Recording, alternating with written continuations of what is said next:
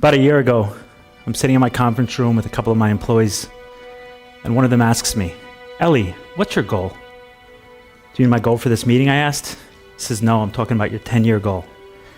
I looked him straight in the eye, and I said, "My number one goal is to never watch porn again." Both of them were shocked. I'm sure it wasn't the response they were expecting. The first one kind of mumbled something like, "Is porn really that bad?" When I turned to look at the other guy, his face went from shock to judgment, then to disgust, almost as if to say, "What's wrong with you? What sort of pervert are you? How much porn must you have watched for your number one goal to be to never watch porn again?" Why is there so much shame around porn addiction? I mean, anyone who understands addiction understands that shame and addiction are inseparable. But if we were to stack the different addictions and rate the one that has the most shame, certainly we'd put sex addiction and include in that porn addiction at the top. Vincent asks, why is pornography bad? Oof, why is pornography bad? Pornography is bad for one simple reason, and that is that you are getting false dopamine hits from doing something that makes you feel guilty and gives you shame. If you look at this, all of you can Google vibration chart. Like, all of us have a vibration. Everything in life has a vibration. In fact, there's a true story. There was a bridge in Baltimore that was built like in the 60s. Dude, it's crazy. And the way they built the bridge, etc., it had the same vibrational frequency as wind at 22 miles an hour, right? So when wind kicked up to 22 miles an hour, that 22 mile an hour wind and the vibrational status of that bridge were in line, and this bridge would start vibrating and shaking and swaying, and cars were getting like tossed around. Oh, yeah. They had to demolish that whole bridge and rebuild it. Vibration's real. Like, you've been around people, you walk in, you meet them, and immediately you feel this weird, like, low energy, like you're just sucking out the energy of the room, right? Yep. That's a low frequency person, right? And you've been around high frequency people.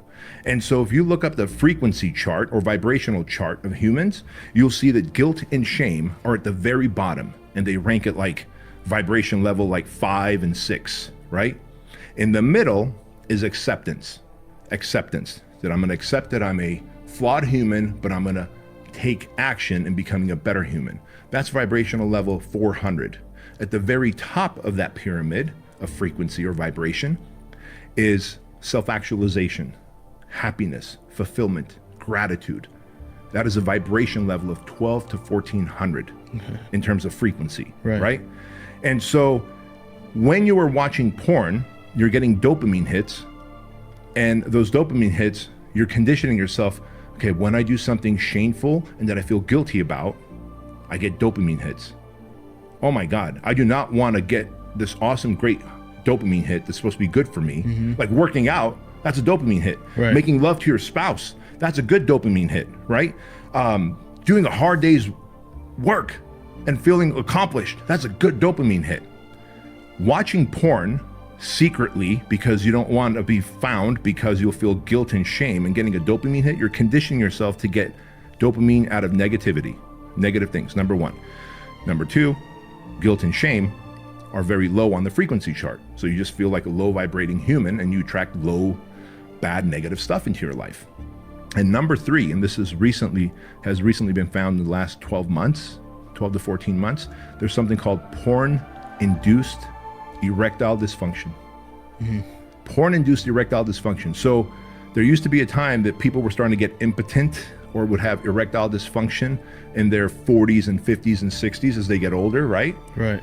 Now, young kids, teens, kids in their 20s and their 30s are unable to get an erection and have sex because they're so used to watching a porn scene that is so exaggerated, so over the top, that has released so much intense dopamines when you're watching a threesome, foursome, gangbangs, whatever the fuck it is that you weirdos are into. And I don't judge you, I've been down that path, but I stopped. But when you're into that shit and then you come home to your beautiful spouse and you just have to make love to her, You're like, well, I don't know, man. Like, it's not 8 of you on top of each other with weird tools and gadgets and a swing and a Right. ball gag from Pulp Fiction, right? Shout out to Quentin Tarantino and Pulp Fiction. You know what I'm talking about, Maine. By the way, Ed's not here today. Maine's got the cameras. And so, fuck, bro, how are you going to be able to make sweet love to your wife if you can't get hard because you've got porn-induced impotence? Yeah. That's sad. So that is why pornography is absolutely bad for you. There's no one here who has not experienced shame. There's no one who has not overcome struggle, and there's no one who does not have a powerful story to share. Because I can tell you this from my own experience.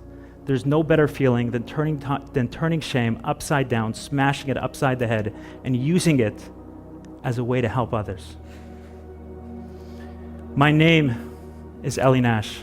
I'm a porn addict. And I want to thank you, because there's no better way I've found than this, sharing my story in front of an accepting room,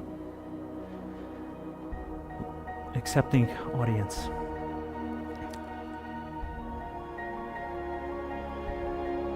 To hit, or to give me the best chance of achieving my number one goal, to never watch porn again. Thank you so much.